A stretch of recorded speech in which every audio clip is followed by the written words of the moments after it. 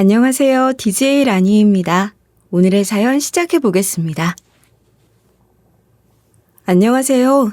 저는 30대 후반의 박성주라고 해요. 저는 아주 어렸을 때부터 보육원에서 자랐는데 이상하게 초등학교 입학 이전의 기억은 거의 없어요. 특별한 사고를 당했다거나 아팠다거나 그런 기억은 없고 기록을 봐도 그런 것 같진 않은데 그런 거예요. 그저 기억하고 싶은 일이나 기억할 만한 일이 없이 살았던 게 아닐까 그렇게 생각하며 그러려니 했죠. 그런데 제가 기억하지 못한다고 해서 과거가 사라지거나 죽는 건 아니더라고요. 과거는 끝나지 않았고 그것은 현재의 저에게 다시 돌아왔어요. 어떻게 보면 마치 영화 같은 어떤 장면이 제 인생에서 일어났거든요. 그날의 이야기를 해보려고 해요.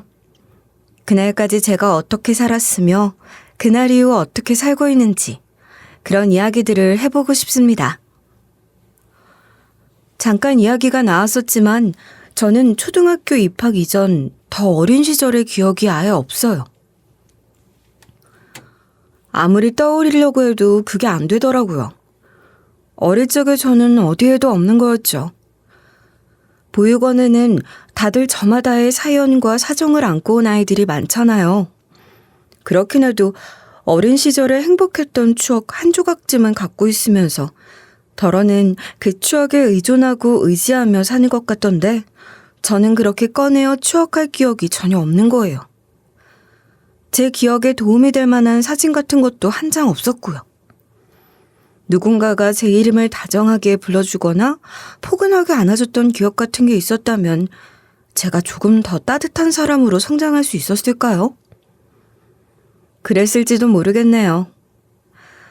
하여간 저에게 어린 시절은 그림자처럼 까맣게 비어있는 시절이었어요. 제 삶은 보육원에서 시작된 거나 다름없는 거죠. 기록으로 보면 저는 분명 초등학교에 입학하기 훨씬 전에 보육원에 들어왔던 것 같은데 어떻게 보육원에 들어왔는지, 들어와선 어떻게 지냈는지에 대한 기억이 없어요.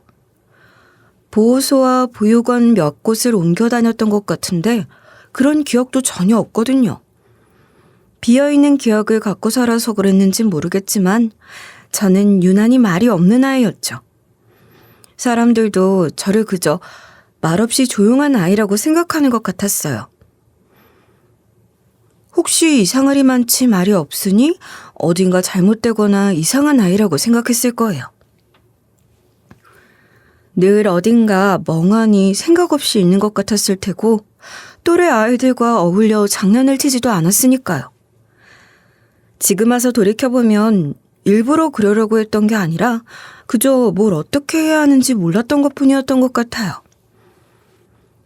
그 시절의 기억들은 지금도 가끔씩 선명하게 떠오르곤 하는데요. 창백한 형광등 아래 회색 이불, 낡은 인형들이 있는 보육원에서 보냈던 지독하게 외롭고 텅 빈 어떤 밤, 어떤 시간 같은 거 말이에요. 그리고 가끔 나를 이상하게 여기며 말을 걸어오던 친구들과 선생님의 목소리도 생생하게 기억해요. 왜? 너 정말 어릴 때 기억이 하나도 없니? 어떻게 그럴 수가 있어? 넌 여기 어떻게 들어왔는지도 모른다면서? 응, 몰라. 전혀 기억이 없어. 그거 진짜야? 말도 안 돼. 너 그냥 거짓말하는 거 아니야? 관심 받으려고 말이야. 맞아. 정말 그런 거 아니야? 그런 거짓말을 왜 해? 그런다고 누가 나한테 관심을 가지는데? 하긴 선생님들도 얘한테는 별로 관심 없잖아. 그냥 뭐가 좀 잘못된 애인가 보지 뭐. 아무리 그래도 나 못 믿겠어. 그냥 지어낸 얘기 같아. 그게 말이 돼? 뭐 그럴지도 모르고. 무슨 상관이야, 그러고는 말거나. 보육원 아이들은 제가 있거나 말거나 상관도 없다는 듯이 제 앞에서 그런 이야기들을 거리낌 없이 하곤 했어요. 처음엔 제가 어린 시절의 기억이 없는 아이라는 것에 호기심을 가지는 듯했던 아이들도 제가 별 얘기를 안 하니 제풀에 시들해지기도 하는 것 같았고 다른 아이들처럼 제가 일부러 지어낸 이야기라고 생각하게 되는 것 같기도 했죠. 참, 남의 속도 모르고 그런 소리나 수군거리다니. 그게 더 속상하고 야속했지만 그렇다고 뭘 어쩌겠어요. 그럴수록 더더욱 보육원 아이들과 어울리지 않게 됐던 것 같아요. 그런 식의 반갑지 않은 관심이나 의심 같은 건 비단 아이들에게만 있었던 것도 아니에요. 보육원 선생님들의 편견도 만만찮았거든요. 성주야, 너 요즘 무슨 일 있니? 밤에 잠을 통 못 잔다면서? 무슨 나쁜 꿈이라도 꾸는 거니? 모르겠어요. 꿈을 꾸긴 하는 것 같은데 잘 기억은 안 나거든요. 또? 아, 넌 늘 그러는구나. 기억이 안 난다고 말이야. 그게 사실인데요? 제가 뭐라고 해야 하죠? 너한테 뭐라고 하는 거 아니야. 그저 늘 그렇게 무턱대고 기억이 안 난다고만 쉽게 말하지 말고 조금 더 골똘히 생각해보라는 거지. 기억은 꼭 머리에만 남는 게 아니잖아. 어딘가 너도 모르게 네 몸이 기억하고 있는 것들이 있을지도 모르잖아. 네, 알겠어요. 하여간 어디서나 쉽게 기억이 안 난다고 말해버리는 건 좋은 게 아닐 거야. 알겠니?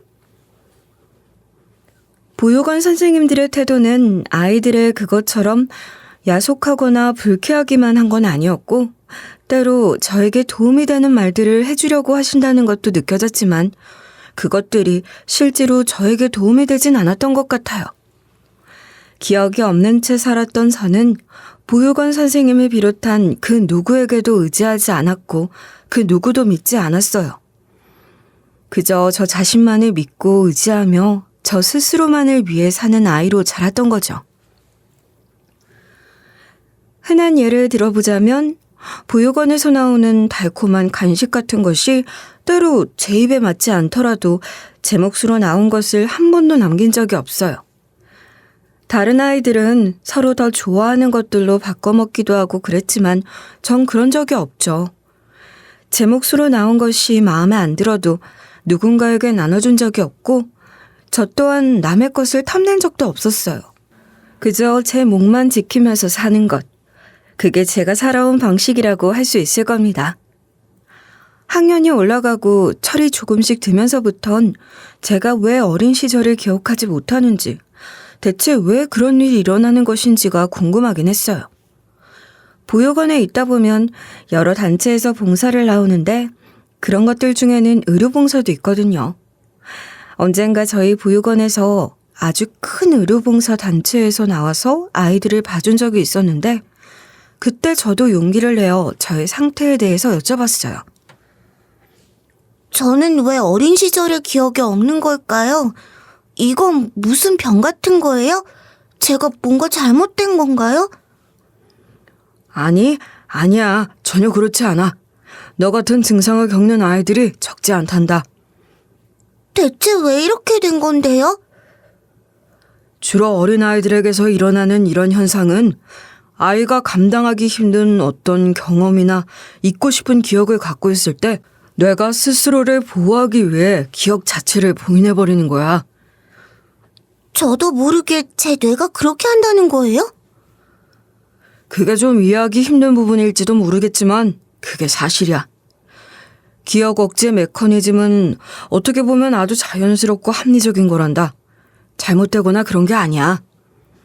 나쁜 병 같은 건 아니란 거네요. 그럼 그 기억은 평생 떠오르지 않고 묻혀있는 건가요?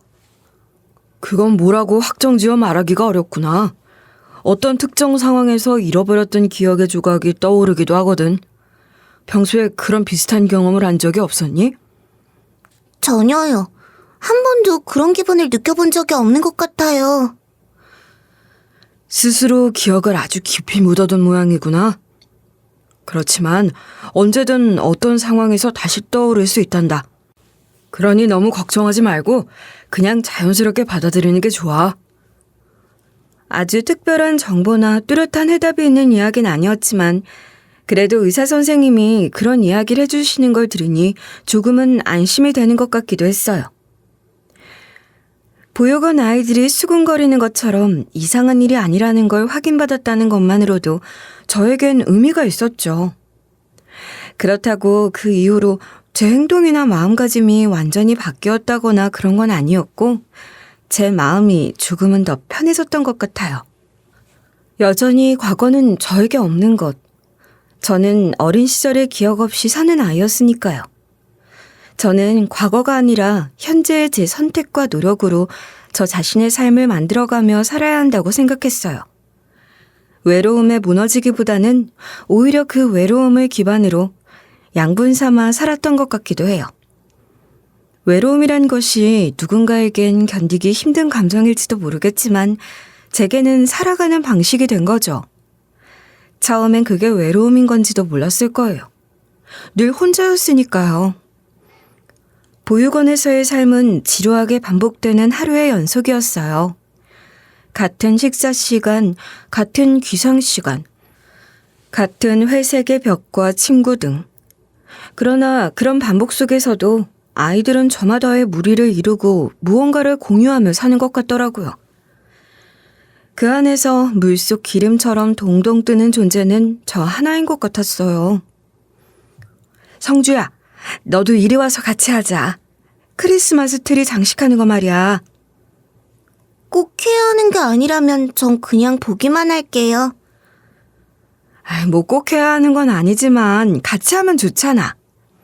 선생님, 쟤는 그냥 내버려 두세요. 그 전구 제가 달아봐도 돼요? 맞아요, 선생님. 하기 싫다는데요, 뭐. 괜히 저러다가 꼭대기발을 자기가 달겠다고 하려는 건지도 모르죠. 선생님, 그거 절대 제 시켜주시면 안 돼요? 어느 시점부터는 아이들이 제멋대로 떠드는 그 정도의 모함 같은 건 아무렇지도 않았던 것 같아요. 그러거나 말거나 그러라죠 뭐. 저만 아니면 되니까요. 외로움은 때로 저를 허무하게 할 때도 있었지만 대개는 저를 단단하게 만들었어요. 기억보다 단단한 외로움 속 의지를 키우며 누구에게 소속되지 않아도 되는 삶. 스스로 사는 법을 아는 것 자체가 저에겐 빛나는 성장이었습니다. 드디어 보육원 보호가 끝나는 나이가 됐고 저는 작은 가방 하나를 들고 보육원을 나왔어요. 보호 종료 청소년 앞으로 나오는 얼마 되지도 않는 보증금과 월세 지원금을 들고 독립이라는 걸 하게 된 거죠. 어떤 아이들에겐 보호 종료는 두려운 현실이기도 했겠으나 저에겐 그렇지 않았어요. 원래도 혼자였는데 보육원이 아니어도 어디에서라도 전 잘 살 수 있다고 생각했어요. 처음 살았던 곳은 시외곽 연립주택 건물의 반지하 단칸방이었는데 보증금도 없고 고시원보다도 싼 방이었으니 그냥 뭐 아무것도 없는 텅 빈 방이었다고 생각하시면 될 거예요. 그래도 맘 편히 누울 수 있는 공간이 있다는 것만으로도 좋았던 것 같아요. 그 공간에서 살면서 돈은 벌면 되는 거라고 생각했죠. 그런데 그게 생각했던 것처럼 만만한 일이 아니더라고요. 제일 먼저 했던 편의점 야간 아르바이트는 3일 만에 잘렸어요. 평소 늘 화난 것 같은 무표정하고 무뚝뚝한 표정으로 지내는 게 편한 저였기에 웃는 얼굴로 고객 응대를 하는 게 힘들긴 했지만 그게 문제가 아니었던 거예요. 잠깐 다른 생각을 하다가 잘못된 금액을 말했더니 고객이 어디서 사기를 치냐며 난리를 쳤고 그 일로 잘리게 됐거든요. 두 번째로 한 일은 작은 회사에서 일반 사무보조를 하는 일이었는데 복사나 팩스, 문서 정리 같은 단순한 일들이었어요. 일은 힘들지 않고 할만했지만 누군가가 다가오는 게 저한텐 고통이더라고요. 점심 같이 먹자고 하고 회사 자체 행사가 있으니 참여하라고 하고. 하긴 일을 하는 것부터가 누군가와의 대면의 연속이기도 했죠. 그런 상황들의 어려움을 겪다가 한 달 만에 퇴사를 권고받았어요. 회사 분위기와 맞지 않는다는 이유를 들면서 말이에요. 다음으로 한 일은 시설 청소일이었는데 먼지 때문에 하루 종일 마스크를 쓰고 있어야 했지만 그게 오히려 저한테는 더 편했던 것 같아요. 그런데 일을 야무지게 못한다고 소리 지르는 팀장에게 죄송합니다. 소리 한마디를 못해서 거기서도 결국은 잘리게 되고 말았죠. 그렇게 하는 일마다 오래 하지 못했으니 당장 먹고 살 걱정이 되기도 했지만 뭐랄까? 좀 공허했던 것 같아요. 생각도 이래저래 많아지고 말이에요. 그렇게 헛헛한 빈속으로 정처 없이 걷다 보니 동네 시장 어귀에 다다른 거예요. 내친 김에 시장 한 바퀴를 돌게 됐는데 한쪽 구석에서 귤 같은 과일을 조금씩 무더기 지어 널어놓고 파는 할머니가 눈에 들어왔어요. 제가 그 앞에 서 있으니 걸걸하고 투박한 목소리로 무심한 듯 툭 던지면서 말을 하시는 거예요. 뭘 그렇게 보기만 해? 2봉지 사면 몇 개 더 얹어줄 테니까 가져가. 네? 아, 할머니. 그래도 말하자면 제가 손님인데 너무 아무렇게나 말씀하시는 거 아니에요? 그럼 손님들이 싫어하지 않아요? 싫어할 게 뭐가 있어. 필요하면 사가겠지. 그리고 더 얹어준다는데 누가 싫어해? 할머니의 그 말이 저에게는 신선한 충격으로 다가왔어요. 저 할머니는 누구에게도 기대지 않고 자기 자리를 만들고 저기에 앉아서 그 어떤 구차함도 없이 당당하게 자기 물건을 팔며 살아가고 있구나. 뭐 그런 생각이 들었거든요. 그게 참 좋아 보이고 멋져 보였어요. 그날 이후로 시장을 자주 찾게 됐어요. 제가 뭘 사야 할 물건이 많아서 그랬겠나요? 그게 아니라 그 할머니를 비롯한 시장 사람들을 관찰하고 싶었던 거예요. 그렇게 시장을 자주 드나들며 살펴보니 그곳은 말이 없어도 되는 일이 있었고 물건 사러 오는 사람에게 굳이 고개를 숙이지 않아도 되는 것 같았어요. 물론 물건을 팔아야 하는 입장이니까 저자세로 혹은 과잉된 친절로 무장할 수 있겠지만 꼭 그렇지 않아도 얼마든지 단골도 생기고 그러는 것 같더라고요. 굽신거리거나 억지로 웃지 않아도 잘만 파는 분들이 많더라는 겁니다. 그 과일 가게 할머니처럼 말이에요. 그런 모습들을 보면서 저도 시장에서 장사를 해보고 싶다고 생각하게 됐어요. 그렇지만 당장 제가 무슨 가게를 얻을 돈이 있는 것도 아니고 그렇잖아요. 그래서 일단 무턱대고 시장 상인의 사무실을 찾아갔죠. 안녕하세요. 저 여기서 장사를 해보고 싶은데요. 난정 같은 거라도 자리 하나 얻으려면 어떻게 해야 하나요? 그렇게 처음 말을 꺼냈을 때 상인의 사무실에 앉아있던 사람들이 일제히 저를 위아래로 훑어보기만 했을 뿐 아무 대꾸도 안 해주더라고요. 낡은 운동화에 유행이 지난 옷을 입고 있는 저의 행색으로 이미 저의 모든 주머니 사정을 꿰뚫은 듯한 표정을 지었어요. 시장 난전이라도 우습게 보면 안 되지. 요즘 그런 자리도 하나 얻으려면 줄이 몇 줄이 필요한지 알아? 젊은 아가씨가 세상 물정 모르나 본데 그냥 이렇게 와서 얻을 수 있는 게 아니야. 그런가요? 제가 뭘 잘 몰라서요. 그럼 어떻게 하면 될까요? 저는 이 시장에 아는 분도 하나도 없는데. 그걸 왜 나한테 물어? 생각을 해봐. 이 시장 상인들이 몇이겠어? 그러니 다들 아는 사람 줄 대고 들어오는 거지. 그럼 저 같은 사람은 여기서 장사할 수 없는 건가요? 아는 사람이 없으면 노력이라도 해야지. 혹시 알아? 가게 앞 청소라도 해주다가 친분 쌓고 인맥 쌓게 될지? 문전박대까지는 아니지만 냉혹한 현실을 직시하게 해준 시장 상인의 방문 이후 저는 매일 오전 6시에 시장에 나갔어요. 아직 가게들이 문을 열기도 전인 새벽, 상인들이 물건을 나르고 청소를 하느라 바쁜 그 시간에 저도 그곳에서 상인들을 돕기 시작한 거죠. 청소도 하고 박스 정리도 하면서 틈틈이 눈도장 찍으며 인사도 건네면서 말입니다. 사장님, 이거 제가 들게요. 이 줄을 어떻게 묶는지만 알려주세요.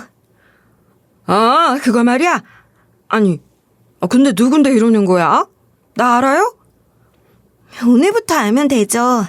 저도 여기서 장사하고 싶거든요. 그래서 이렇게 일 도우면서 배우려고요. 그렇다면 저기 비닐봉투부터 좀 가져와 봐요. 새 묶음은 있어야 할 거야. 네네, 사장님. 뭐든지 시켜만 주세요. 열심히 할게요. 그렇게 저는 이름 없는 일꾼이 되기도 한 거예요. 특별한 말을 하지 않더라도 제가 거기에 있다는 걸 모두에게 알릴 수 있는 가장 좋은 방법이었죠. 날씨가 아무리 변덕을 부려도 몸이 천근만근이어도 꿋꿋하게 일어나서 새벽마다 시장에 갔고 묵묵히 제가 할 수 있는 일들을 찾아다녔어요. 그렇게라도 시장에 발을 디디고 싶었으니까요. 처음엔 다들 의심스러운 눈으로 쳐다봤을 거예요. 쟤는 뭐하는 애냐? 어디서 굴러 들어온 애냐? 며칠 저러다 말겠지 하던 목소리들은 오늘도 나왔네? 그 손으로 이렇게 무거운 것도 다 들고 독하긴 독해. 제법 하긴 하는걸? 하는 목소리로 바뀌기 시작했습니다. 꼬박 넉 달을 그렇게 한 결과 드디어 한 분이 저에게 말을 걸어주셨어요. 시장 제일 안쪽 사람들 발길이 자주 닿지 않는 쌀가게 사장님이셨어요. 어떻게 하루도 안 빠지고 나와? 부지런도 하네. 그러니까 우리 시장에서 장사를 하고 싶다는 거지? 왜 하필 시장 장사야? 젊은 아가씨가 할 수 있는 일이 얼마나 많을 텐데. 우선 살아야 하니까 돈을 벌어야 하고요. 그리고 전 시장이 좋아요. 다른 일 뭐 좀 해보긴 했는데 저랑 맞는 일이 잘 없더라고요. 시장 장사도 그리 호락호락한 일은 아닐 텐데 괜찮겠어? 그럼요. 장사를 시작할 수만 있다면 정말 잘할 자신이 있어요. 사실 저 절박하거든요. 그럼 우리 가게 앞에서 난전이라도 한번 시작해 볼 테야? 정말요? 사장님 정말이세요? 감사합니다. 정말 감사합니다. 알다시피 여기까지 안 들어오는 사람들도 많고 사실 우리 가게는 주로 전화 주문 받아가지고 배달을 많이 하니까 우리 가게 찾아오는 사람들만 보고 장사하기는 어려울 거야. 그래도 괜찮다면 어디 한번 해봐. 그럼요. 아무 상관도 없어요. 제가 그만큼 더 열심히 하면 돼요. 사장님 정말 감사합니다. 은혜 잊지 않을게요. 그렇게 시장 제일 구석진 안쪽에 난전 자리 하나를 얻었고 저는 거기에 과일 몇 가지 갖다 놓고 팔기 시작했어요. 막상 장사를 시작해보니 생각했던 것 이상으로 좋았어요. 정말이지 저는 시장에서 장사하는 게 제 적성에 딱이다 싶었어요. 아무도 저를 들여다보려 하지 않고 제가 파는 물건만 보잖아요. 그게 제일 좋더라고요. 또 그 자리는 순전히 제 힘으로 만든 자리라는 것도 뿌듯하고 보람이 있었습니다. 큰 돈을 벌진 못해도 하루하루 참 즐겁고 에너지 넘치게 살았던 것 같아요. 쌀가게 사장님은 그런 저에게 큰 도움이 되는 분이셨답니다. 왜 우리 시장에서 제일 큰 과일 가게 알지? 그 가게 아줌마랑 잘 지내두는 게 좋을 거야. 잘 보여두면 나쁠 거 없어. 알아요. 그분이 시장에서 목소리가 좀 크신 분이신가 봐요. 근데 전 어쩐지 좀 무섭더라고요. 그럴 수 있지. 아닌 게 아니라 시장 사람들도 다 조심하는 편이야. 보통 까탈스러운 사람이 아니니까. 그래도 그만큼 힘이 있는 사람이니까 친해지려고 해봐. 그래요? 그 정도로 힘이 있으신 분이에요? 시장 상인의 간부들도 죄다 그 아줌마한테는 벌벌 귀니까 뭐. 여장부야 여장부. 앞으로 드러나게 나서진 않지만 실세라고 할 수 있는 거지. 내 말 무슨 말인지 알지? 쌀가게 사장님 얘기를 들으니 정신이 번쩍 드는 거예요. 이제 겨우 난전자리 하나를 끝쳤을 뿐이고 그마저도 언제 쫓겨날지 모르는 자리라는 걸 깨닫게 된 거죠. 그러니 저는 장사를 시작하게 된 이후로도 계속해서 시장의 온갖 허드렛 일을 도와야 했고 그 중에서도 제일 중요한 일은 시장 한 중간에 위치한 제일 큰 과일 가게의 일을 돕는 거였답니다. 그 과일 가게가 크기도 크지만 그 가게 안주인 아줌마가 보통 사람이 아니라고 하니까 더 신경을 썼죠. 나름대로 시장 안에서 영향력이 있는 권력자라고나 할까요? 그런 게 제 눈에도 조금씩 보이기 시작했어요. 큰 과일 가게답게 항상 과일 박스가 산더미처럼 쌓여 있었고 못해도 가게의 절반은 차지하는 것 같은 그 과일 박스를 정리하는 건 제 몫이 되었죠. 시장 사람들이 다 조심한다는 무서운 그 아주머니의 말 한마디면 제 난정 같은 것쯤이야 언제 뺏길지 모르는 거 아니겠어요? 그러니 저는 제 자리에 과일을 꺼내놓기도 전에 그 아주머니의 과일 가게로 출근해서 그 가게 박스부터 옮기며 제 하루를 시작했어요. 과일 박스가 얼마나 무거운지 아세요? 그런 박스들을 옮기려면 등이며 어깨, 팔의 핏줄이 선명하게 튀어나오는 게 바로 보이곤 하더라고요. 그래도 과일 박스 정리하는 일 같은 건 그렇다고 치겠어요. 근데 그 아줌마가 한 번씩 자기 가게 단골 손님들을 데리고 제 난전 앞을 지나가며 들으란 듯이 이 집은 복숭아가 벌써 물렁하네. 딱 보면 알지. 선도가 떨어진 거야. 그런 말을 하는 거예요. 아니, 굳이 시장 제일 구석에 있는 제 난전까지 찾아와서 왜 그러는 건지 정말. 보나마나 일부러 제 가게 앞을 지나면서 그러는 게 틀림없는 거예요. 경쟁 상대도 안 되는 저한테 정말 왜 그러는 건지 물어보고 싶더라고요. 그런데 그마저도 애교였던 겁니다. 한 번은 그 아줌마가 급하게 저에게 오더니 그러시는 거예요. 저기, 지금 바빠? 네? 아니, 뭐 별로. 무슨 일 있으세요?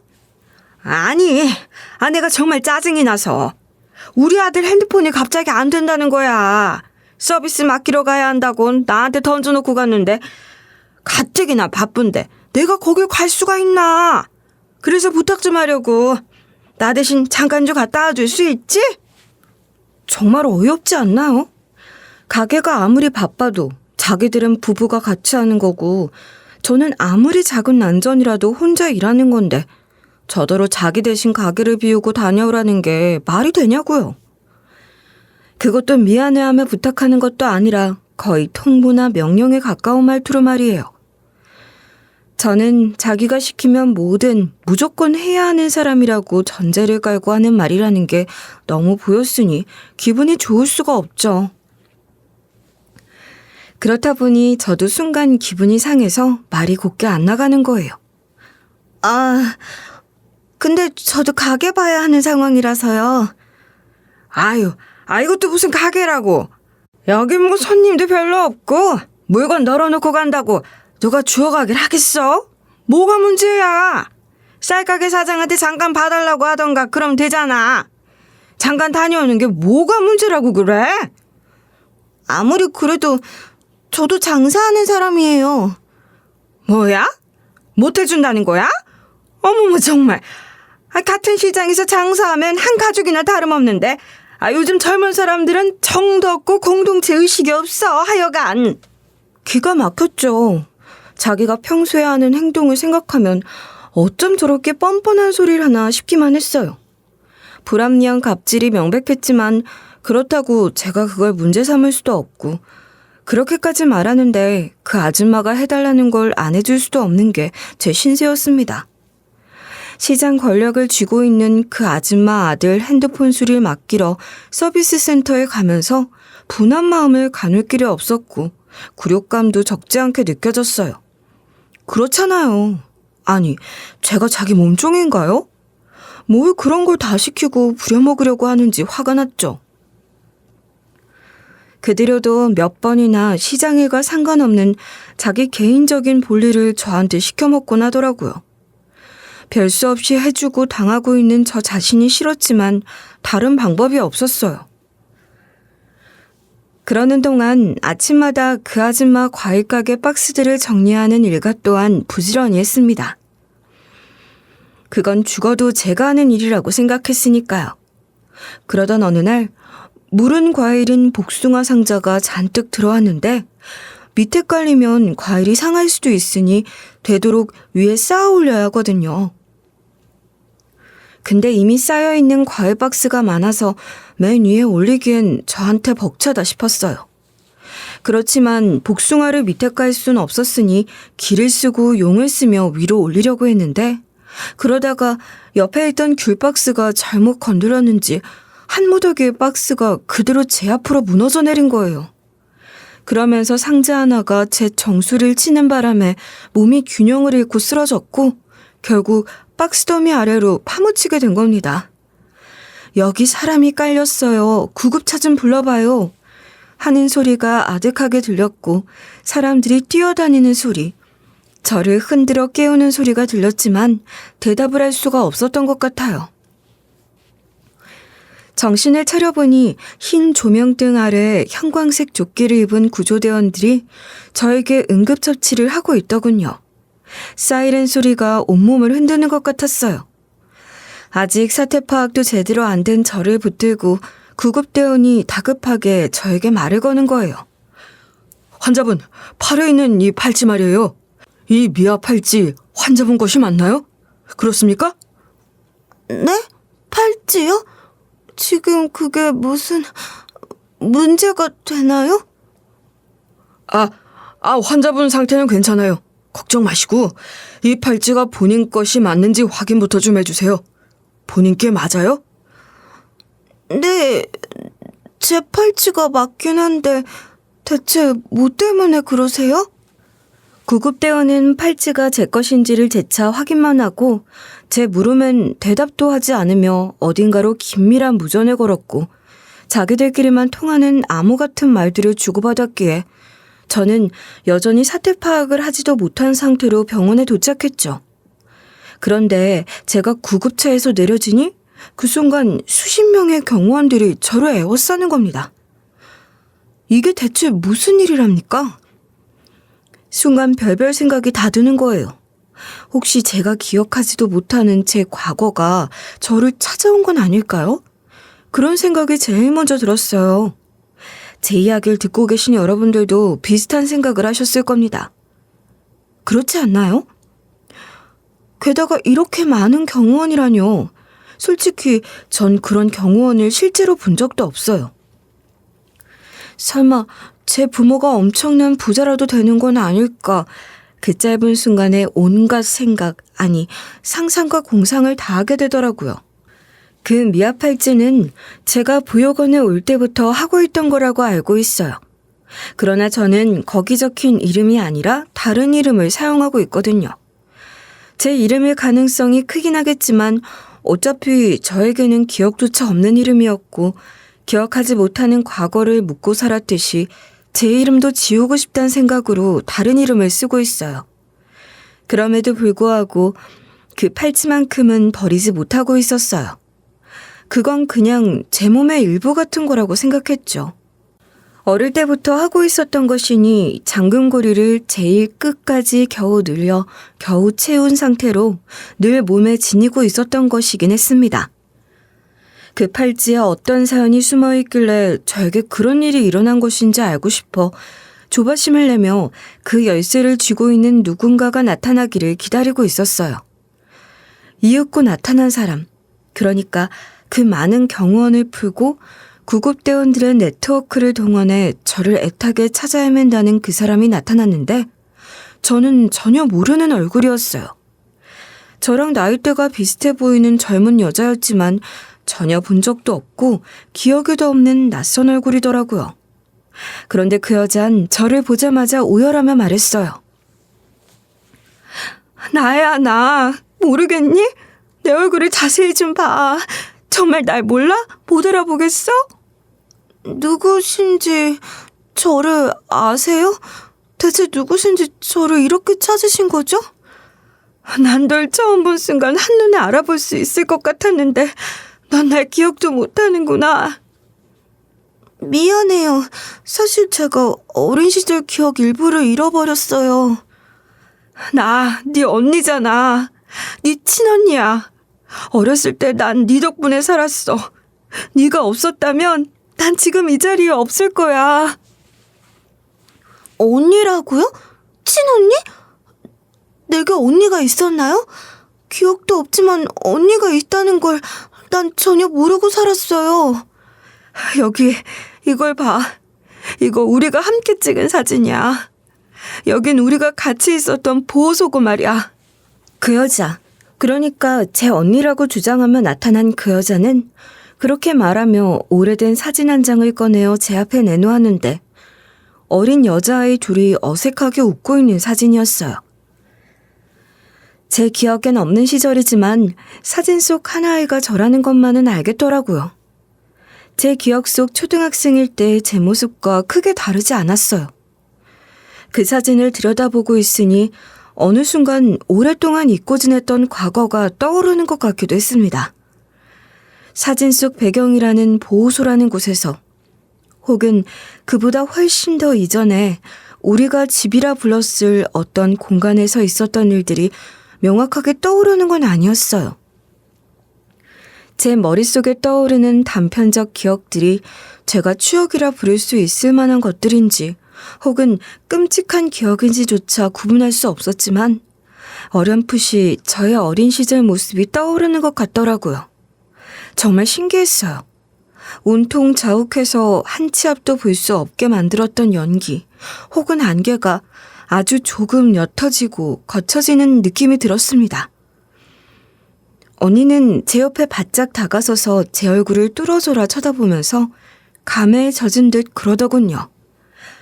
여기 기억나? 이 보호소 말이야. 여기서 네가 나를 구했어. 내가 구했다는 게 무슨 말인지. 그럴 리가 없어요. 난 누군가를 구하거나 그럴 사람이 아니거든요. 그게 내 친언니라고 하더라도 말이에요. 아니야. 그때 넌 분명 나를 구했어. 네가 나를 살린 거야. 난 나를 알아요. 어렸을 때나 지금이나 난 남의 사정 같은 거 돌보는 사람이 아니라고요. 사실 나는 언니에 대한 기억도 거의 없는데 모든 게 갑작스럽고 당황스럽기만 해요. 그래, 미안해. 그럴 거야. 우선 네 몸부터 좀 살피자. 여러분들도 아시잖아요. 제가 어떻게 살아왔는지를 말이에요. 저는 저도 모르게 어떤 끔찍한 기억을 잊으려고 애썼고 그렇게 기억의 일부를 잃은 상황으로 어린 시절을 묻어두고 싶었던 사람이에요. 제가 어떻게 살았는지는 물론이고 제 옆에 있었던 혹은 스쳐 지나갔던 사람들 그 누구도 기억하고 싶지 않았는데 저는 기억도 못하는 그 시절 저에게 피를 나눈 언니가 있었고 심지어 제가 언니를 구했다니요. 납득이 안 되니 더더욱 언니란 사람이 하는 이야기를 받아들이기가 어려웠던 것 같아요. 내가 누군가를, 그러니까 언니를 구했다는 게 무슨 말인지 설명을 좀 해주세요. 아무리 생각해도 내가 그랬을 것 같지가 않거든요. 내가 언니긴 했지만 난 겁이 많은 아이였어. 갑자기 보내진 보호소란 곳이 너무 무서웠고 그 두려움 때문에 죽고 싶을 정도였지. 그냥 무서워서 우는 정도가 아니었어. 그런데 그때 네가 나한테 카스테라 하나를 쥐어주며 그러더라. 울면 귀찮아지니까 그만 울라고 말이야. 그렇게 말하는데 그게 우습기도 하고 어이가 없어서 나도 모르게 피식 웃었어. 그리고 그때부터 난 널 의지하면서 살았지. 그 말을 들으니 그건 뭔가 나답다는 생각이 들긴 했어요. 울면 귀찮아지니까 그만 울고 카스테라나 먹으라는 말. 어쩐지 그 말은 제가 했을 법한 말이었고 실제로 그런 말을 했던 기억이 날 것 같기도 하더라고요.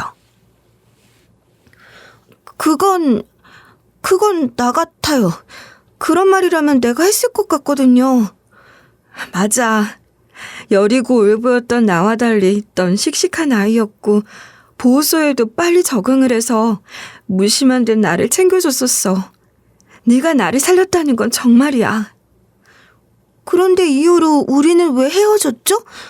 보호소에 있다가 다른 보육원으로 보내진 건가요? 보호소에 있는 동안 내가 입양이 됐어. 우리 자매를 함께 입양하겠다는 집은 없었고 성향이 온순한 나를 더 선호해서 내가 입양이 됐다고 하더라. 아, 입양. 그랬군요. 난 정말 전혀 기억이 없어요. 괜찮아. 기억은 천천히 언제라도 돌아올 수 있는 거고 또 그러지 못한다고 해도 그게 무슨 상관이야. 그런다고 네가 내 동생이라는 게 바뀌는 것도 아닌데. 언니가 그렇게 말하는데 생전 처음 느껴보는 따뜻한 안정감 같은 게 있었어요. 뭔가 낯설지만 싫지 않은 기분이더라고요. 이런 게 가족, 핏줄이 갖는 힘이라는 걸까요? 한 번도 가져보지 못한 따뜻한 감정에 저같이 감성이 메마른 사람도 녹아내릴 것 같았어요. 언니는 꽤 부잣집으로 입양이 됐고 그곳에서 곱게 자란 것 같았지만 그래도 외롭고 힘든 날들이 많았다고 했어요. 그럴 때마다 저를 생각하며 용기를 냈다고 하더군요. 언니의 이야기를 듣고 있으니 저도 언니와 함께 어린 시절을 추억하고 싶다는 생각이 간절했지만 뚜렷하게 떠오르는 기억이 없다는 게 그렇게 아쉬울 수가 없었습니다. 언니만의 추억에 깊이 공감할 수 없었으니까요. 제게도 드디어 누군가와 감정을 나누고 싶다는 생각이 들었던 거예요. 그 사실을 깨달았을 때 조금 감동적이기까지 했어요. 다 커서 너를 찾으려고 했었어. 나도 네 것과 같은 미아 팔찌를 갖고 있었고 네 팔찌에 적힌 이름을 분명하게 기억하고 있었으니 그 이름을 갖고 수소문을 했지. 그런데 찾을 수가 없더라. 그랬을 거야. 난 이름을 바꿔서 살았거든. 나는 박성주로 살고 있어. 팔찌에 분명히 이름이 있으니 다른 이름을 쓰고 있을 거라고는 생각도 못했어. 대체 왜 이름을 바꾼 거야? 아마도 부모님이 지어준 이름이겠지? 말했지만 난 어린 시절의 기억을 스스로 지워버린 아이였어. 분명 부모와 관련된 것들도 잊고 싶었을 거라고 생각했지. 그래서 그 이름이 싫었던 것 같아. 참 신기하죠? 만난 지 얼마 되지도 않은 그 사람이 제 언니란 이유만으로 그런 속 깊은 이야기가 툭 튀어나오는 거예요. 제가 누구에게 이런 제 이야기를 하는 사람이 아닌데 말입니다. 이 세상에 제 이야기를 할 수 있는 사람이 생겼다는 게 좋았어요. 그런데 그 감동과 감격은 얼마 가지 않아 산산이 부서지고 말았습니다. 언니가 저를 그토록 애타게 찾은 데는 또 하나의 이유가 있었던 거죠. 그 사실을 알게 된 거예요. 제가 담든 줄 알고 간호사들이 무심코 하는 이야기를 들었거든요. 그럼 이제 그 언니 딸은 살 수 있는 거겠네? 이모를 찾은 거잖아. 그거야 속단할 수 없지. 우선 검사부터 해봐야 하는 거 아니겠어? 아무리 혈육이라 하더라도 골수기증인데 쉬운 일은 아니지. 그렇긴 하지. 이 환자한테 얘기는 한 건가? 아직 검사했다는 말 못 들었지. 골수기증이라뇨. 그 단어를 듣는 순간 머리카락이 쭈뼛 서는 것 같더군요. 간호사들이 하는 말은 다 사실이었어요. 언니는 싱글맘이었는데 어린 딸이 중증 재생불량성 빈혈을 앓고 있다고 해요. 그 병은 골수에서 혈액세포들이 거의 만들어지지 않는 질환이라고 해요. 이미 약물 치료에 실패했고 또 어차피 유일한 근본 치료는 골수이식뿐인 거죠. 언니의 골수는 맞지 않았으니 유일한 혈육인 저를 애타게 찾고 있었던 겁니다. 언니의 양부모의 경제력을 동원해 사방으로 저를 찾고 있었고 저를 찾을 단 하나의 단서는 바로 미아 팔찌였던 거예요. 전단지 같은 건 물론이고 전국 병원을 중심으로 해당 정보를 공유하는 네트워크를 갖추고 제가 병원에 나타나기만을 기다렸던 것 같아요. 살면서 병원에 다닐 일은 누구에게나 생기니까요. 모든 사실을 확인하고 나니 혼란스러웠어요. 화도 났던 것 같아요. 그러니까 결국은 언니 딸 목숨 살리려고 나를 그렇게 애타게 찾은 거 아니야? 그런 거잖아. 존재 자체도 잊고 살았던 친언니란 사람이 갑자기 나타나더니 있는 줄도 몰랐던 조카의 목숨을 구해야 하니 골수를 내놓으라고? 내가 왜 그래야 하는데? 미안해. 네가 어떤 기분이 들지 이해해. 그렇지만 내 딸 목숨 구걸하자고 그 이유만으로 널 찾았던 건 아니야. 내 딸 아프기 전에도 난 널 찾아보려고 했었어. 좀 찾아보다 말았던 거 아니야? 언니 딸이 죽을 병 걸린 게 아니라면 이렇게까지 요란하게 날 찾았을까? 내가 언니 목숨을 살렸다는 둥 하는 것도 다 헛소리 아니야? 그냥 내 골수가 필요해서 나를 찾은 거 아니냐고. 골수나 내놓으라고 하지 그랬어. 미안하다. 너한테 상처가 될 수도 있다는 거 알고 있었지만 나도 정말 다른 방법이 없었어. 정말 미안해. 엄청난 배신감이 몰려왔어요. 그리고 역시 세상에 믿을 사람은 나 자신뿐이란 생각. 나 혼자 살아가는 게 최고란 생각이 더욱 굳건해지는 것 같았죠.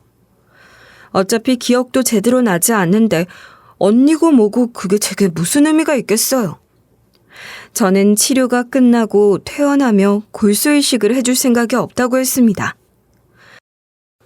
그런데 며칠 뒤 언니의 양부모가 저를 찾아와 그간 언니가 저를 찾기 위해 했던 노력들을 증명이라도 하려는 듯 이것저것 꺼내놓으며 언니의 딱한 상황을 설명했어요.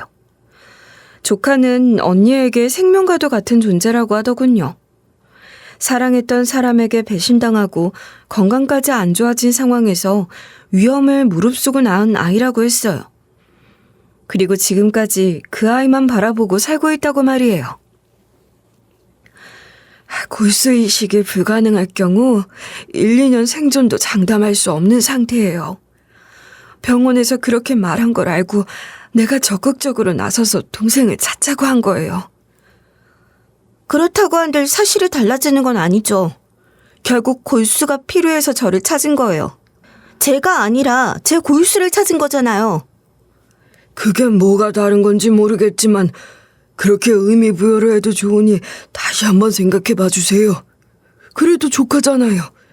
당장은 감정적으로 배신감도 들겠지만 조금 더 생각해 봐요. 우리 아이는 동생을 정말 찾고 싶어 했어요. 수능 첫날 그러더군요. 동생을 찾을 수 있게 도와달라고요. 그랬어요.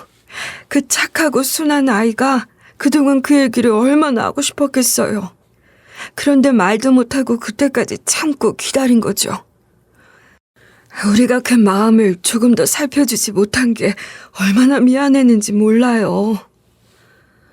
언니 양부모가 다녀가신 그날 밤 저는 한숨도 못 자고 고민을 했고 결국 조직 적합형 검사를 받기로 했어요. 막상 검사를 받을 결심을 하고 나니 골수가 맞지 않는다고 하면 어쩌나 걱정이 되더라고요. 부디 제 골수가 조카 목숨을 살릴 수 있길 바라는 마음으로 검사 결과를 기다렸죠. 다행히 적혈구 성형성도 면역형도 모든 것이 완벽하리만큼 이상적이란 결과를 받을 수 있었고 바로 수술을 진행하기로 했습니다. 조카의 상태는 치료를 더 이상 미룰 수도 없을 정도로 좋지 않았는데 그런 조카를 살릴 수 있는 유일한 방법인 골수이식. 그걸 저만이 해줄 수 있는 거잖아요. 네, 알아요. 그 수술은 단순한 기중이 아니라 헌신에 가까운 결정이라는 걸 말입니다.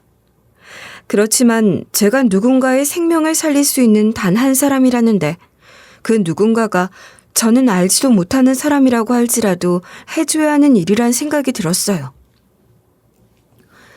게다가 그 누군가가 하나뿐인 제 친언니의 딸이라는데 그건 틀림없이 제가 해야만 하는 일이었습니다. 이식을 결심하고 바로 수술이 진행됐고 성공적인 수술로 조카도 저도 회복하는 과정에 있어요. 기증자인 저는 훨씬 빨리 일상으로 복귀가 가능했고 조카는 아직 보다 세심한 관리를 받으며 적응해 나가고 있는 중이에요. 언니와 언니의 양부모도 당연히 너무 좋아했죠. 정말 고마워. 네가 아니었으면 정말 상상도 할 수 없는 끔찍한 상황이 됐을 거야. 정말 고마워. 너는 그 옛날 나를 살려주더니 이젠 내 딸까지 살려주는구나. 이 은혜를 어떻게 갚아야 할지. 은혜는 무슨 대가를 바라고 한 일이 아닌데 뭐. 처음엔 배신감도 들고 그랬지만 생각해보니 이건 내가 해야만 하는 일이더라. 사명감 같은 게 있었어. 아무리 그래도 절대 쉬운 일이 아니고 당연한 일도 아니잖아요. 우리가 뭐라도 해주고 싶어요. 사례라고 생각하지 말고 우리 마음이라고 생각해줘요. 아니에요. 아닙니다. 애초에 대가를 바라지 않았어요. 괜찮습니다. 그럴 순 없어요. 그래도 그런 게 아닙니다. 뭔가 생각나는 게 있다면 뭐든지 얘기를 해줘요. 글쎄요. 사실 전 제가 뭘 원하는지, 원하는 게 있는지도 잘 모르겠어요. 그래서 드릴 말씀이 없어요. 그래도 아무것도 안 할 순 없어. 너 공부를 하고 싶다거나 뭔가를 해보고 싶다거나 그런 거 없어? 모르겠어. 특별히 없는 것 같아. 난 우선 시장으로 돌아가서 내가 괜찮다는 것도 시장분들께 보여드리고 또 원래 내가 살던 것처럼 장사하면서 살고 싶어. 그게 나다운 것 같아. 저는 스스로도 기억하지 못하는 사이 친언니를 구한 사람이었고 그 기억만으로 살아온 언니 그리고 이제는 조카까지 저 덕분에 목숨을 구할 수가 있게 된 거예요. 이건 외면할 수 없는 운명 같은 거죠. 그런 뿌듯함을 갖고 저는 시장으로 돌아와 일상을 살고 있었어요. 그런데 언니는 뒤늦게 제가 사고를 당한 경위를 듣고 저보다 더 분해하며 과일가게 아줌마를 응징해야 한다고 나선 거예요. 너 왜 그런 이야기를 진작 안 했어? 내가 내 딸 때문에 그런 것까지 미리 챙기지 못해서 미안하다. 이제 내가 알았으니 가만히 안 있을 거야. 뭘 어쩌려고? 그 아줌마가 짜증나게 구는 게 있긴 하지만 엄밀히 따지자면 그 일도 결국엔 내가 하겠다고 해서 한 일인 걸 뭐. 그리고 그렇게 분란만 들어서 좋을 게 뭐야. 정식으로 사과라도 받아야지. 그게 제일 중요한 거 아니야? 내가 꼭 그렇게 만들어줄게. 여린 사람이라더니 이런 강단은 어디서 나오는 거야? 언니 맞아? 그건 어릴 때 얘기지. 이젠 내가 충분히 널 지켜줄 수 있어. 걱정 마. 그리고 언니는 실제로 바로 행동으로 옮겼어요. 물론 제가 과일 가게에 고용된 직원이 아니기에 산재보상 같은 걸 받기 어렵다는 건 잘 알고 있었죠.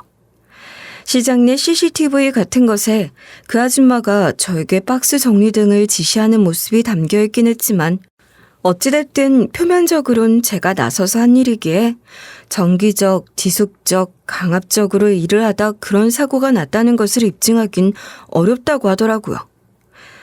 대신 언니는 조금 다른 방식으로 접근을 하자고 했어요. 시장 내 갑질을 문제 삼자고 한 거죠.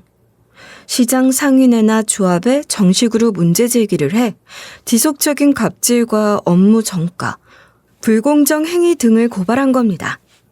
또 구청 산업경제과, 소상공인 지원센터 등 지자체 전통시장 담당 부서에도 민원을 넣었어요. 소상공인 보호 및 상생협력법에는 갑질에 대한 제재가 부족하지만 지자체 조례나 중소기업청 상담센터에서는 이에 대한 중재 및 지원을 해주겠다고 하더라고요. 제가 그렇게 언니의 도움을 받아들이고 일어나니 시장의 다른 상인들도 동참하기 시작했어요. 그럴 만도 하잖아요. 그 아줌마가 어디 저한테만 그랬겠어요. 원성이 자자했던 사람이니 불만을 가진 사람들이 똘똘 뭉치게 된 거죠. 그 아줌마 입장에선 그토록 무시했던 우리들인데 그런 우리도 뭉치면 큰 소리를 낼 수 있다는 걸 제대로 보여줄 수 있다는 게 뿌듯했어요. 집단 소송까지 불사할 기세를 보이니 그제야 그 아줌마가 찾아와 용서를 구하더군요. 고소 취하만 해주면 시장 내 모든 직책을 내려놓고 조용히 장사만 하고 살겠다며 제발 봐달라고 싹싹 비는 거예요. 저는 뜻을 같이 하는 분들과 상의 후 앞으로 같은 일을 절대 반복하지 않는다는 다짐을 받아내고 시장 발전 기금까지 내놓겠다는 약속을 듣고서야 소송을 하지 않겠다고 했습니다. 저뿐만 아니라 시장 분들께 좋은 일을 한 것 같아 뿌듯했어요. 게다가 제게도 아주 좋은 소식이 있답니다. 언니의 도움으로 난전이 아니라 번듯한 가게 하나를 얻게 된 거예요. 마침 나온 가게가 있었거든요. 이제 저도 당당한 시장 상인으로서 한 목소리를 내며 떳떳하게 장사할 수 있게 됐지 뭐예요. 그간 그 아줌마 때문에 비정상적으로 돌아가던 시장 상인회도 활성화시키고 싶어요. 뭔가를 시도하고 싶다는 새로운 활력이 넘치는 요즘을 보내고 있는 것 같아요. 얼마 전엔 조카 생일을 맞아 언니네 집에 초대되어 다녀왔어요. 언니는 사회복지사로 일하고 있는데 자기가 하는 일에 진정한 보람을 느끼고 있는 게 보였어요. 언니를 보니 저도 제가 하는 일에 더 자부심을 갖고 열심히 살고 싶다는 생각이 더 강해지더라고요. 장사에서 번 돈으로 무언가 보람 있는 일을 하며 살아가는 것도 아주 괜찮은 인생이 아닐까 생각합니다. 앞으로의 제 인생은 그런 생각으로 꾸려가고 싶어요. 여러분, 제 이야기 어떻게 들으셨나요?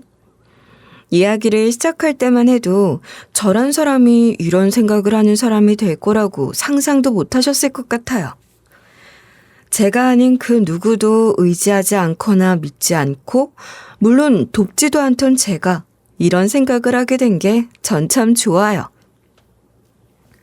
제 삶이 더욱 풍성해진 기분이에요. 언니를 다시 만나게 되고 또 조카를 살리는 경험을 하며 제가 철도 많이 들고 많이 성장한 것 같아요. 앞으로도 계속 이렇게 살고 싶어요. 여러분들도 주변을 조금 더 둘러보는 삶을 사시면 좋겠다는 생각을 하며 이 글을 쓰기 시작했어요. 좋은 건 같이야 더 좋은 거 아니겠어요? 오늘 이렇게 제 이야기를 끝까지 들어주셔서 정말 감사드리고요. 복을 더 많이 짓고 더 큰 복을 받으며 살아가시기 바랍니다. 감사합니다.